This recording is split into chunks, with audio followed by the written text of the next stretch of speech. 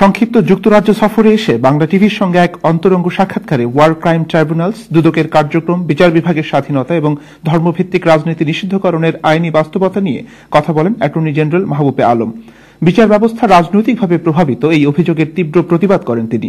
Attorney general আরও মনে করেন, সৎসাহস থাকলে খালেদা জিয়া এবং তারেক রহমানের উচিত অরফেনেজ সংক্রান্ত ট্রায়ালকে মোকাবেলা করা।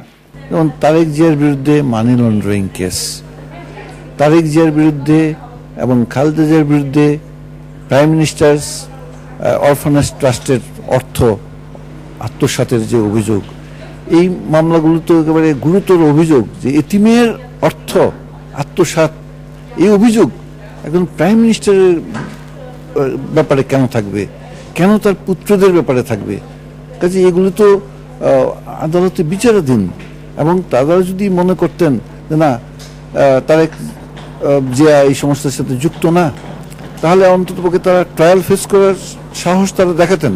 সে তো তারা দেখাচ্ছেন না, বরঞ্চ এই এতিমের অর্থ আত্মসাতের মামলা, যেটা প্রাইম মিনিস্টার্স অরফানেজ ফান্ডেজের অর্থ আত্মসাতের যে মামলা যেটা দায়ের করা হয়েছে, যেটাতে চার্জশিট দেওয়া হয়েছে, সেই মামলাটাকে খারিজ করার জন্য ওনারা প্রচেষ্টা চালাচ্ছেন হাইকোর্টে পিটিশন করে। অন্যদিকে যুদ্ধাপরাধীদের বিচারের প্রশ্নে যুদ্ধকালীন গণমাধ্যমের সংবাদ এবং তথ্যই মূল উৎস বলে বিবেচিত হবে বলে তিনি উল্লেখ করেন।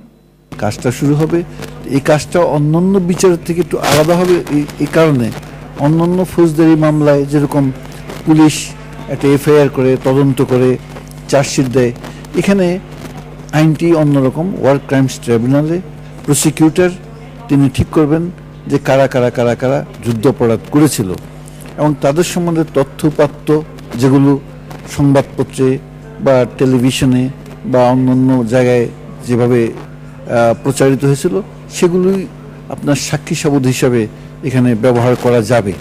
সরকারের বিভিন্ন মহল থেকে তারেক রহমানের বিরুদ্ধে যত অভিযোগ তা আইনি প্রক্রিয়ায় প্রমাণিত হচ্ছে না কেন, সেটি বলতে গিয়ে মাহবুবে আলম জানান, সরকার আইনকে নিজের গতিতে চলতে দিচ্ছে। বুলবুল হাসান, বাংলা টিভি, লন্ডন।